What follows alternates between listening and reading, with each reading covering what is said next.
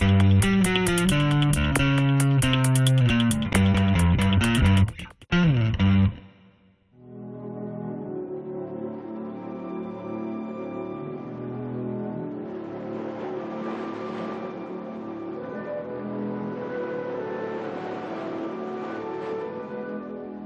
la marée, son rythme lent, la langueur océane, le va, le vient, le va-et-vient, le battement de la vie, la douceur de vivre. La douceur de vivre? Pas pour tout le monde. Sachez, monsieur, que l'estran, la zone découverte entre chaque marée, est en réalité, pour les algues, les poissons et surtout les coquillages, un univers totalement impitoyable, un enfer total, un stress permanent. Un stress. Comme vous y allez? Parfaitement. Quand on doit en quelques heures s'adapter à des conditions de vie totalement inverses, passer de l'inondation à la sécheresse, subir les vagues, les tempêtes, le choc des galets, les écarts de température... Vous ne croyez pas que vous dramatisez? Non, je vous assure. Passer sans cesse du milieu aquatique au milieu terrestre représente un vrai stress. Les mollusques, par exemple. Les mollusques. Mais par définition, ils ne peuvent être stressés. Un mollusque, voyons, le ciel peut lui tomber sur la tête. Ça le laisse indifférent. Pourtant, monsieur, ce sont eux les vrais héros de ce cataclysme permanent. La patelle, par exemple, à marée haute, elle peut tranquillement ramper pendant 4 ou 5 heures et brouter avec sa langue râpeuse le film d'algues microscopiques qui s'est déposé sur le rocher.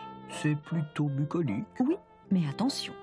La patelle a façonné sa coquille de manière à ce qu'elle s'adapte parfaitement au grain du rocher. Elle doit donc retrouver la même place qu'elle occupait avant sa petite escapade. On appelle ça le roaming. Sa chaumière, en quelque sorte. Comme c'est charmant. Car si elle ne conserve pas quelques gouttes d'eau sous sa coquille, elle ne pourra pas survivre à marée basse. Ah, c'est très ingénieux. Mais les moules aussi ont leur technique de survie. Elles sécrètent le byssus, ces filaments qui leur permettent de s'accrocher à la roche. Oui, et quand il gèle, les moules font vraiment preuve de génie. Comme vous y allez. Écoutez bien.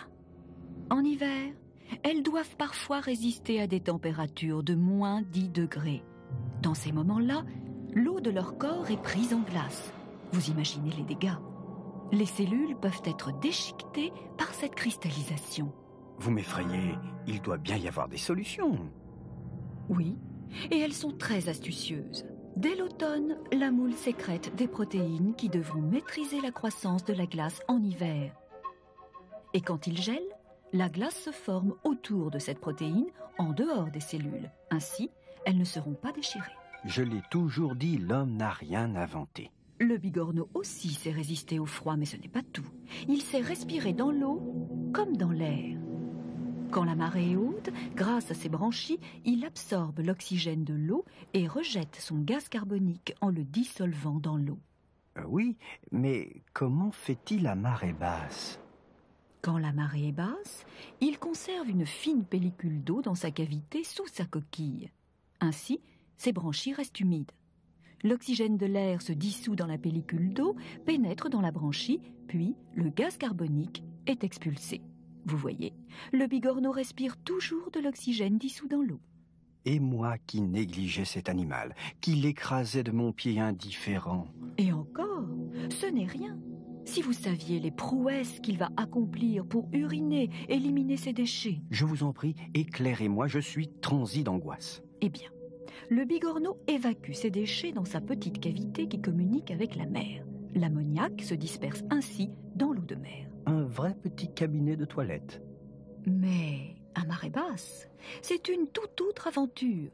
Il n'y a pas beaucoup d'eau pour dissoudre les déchets. Alors, le bigorneau évacue des cristaux insolubles.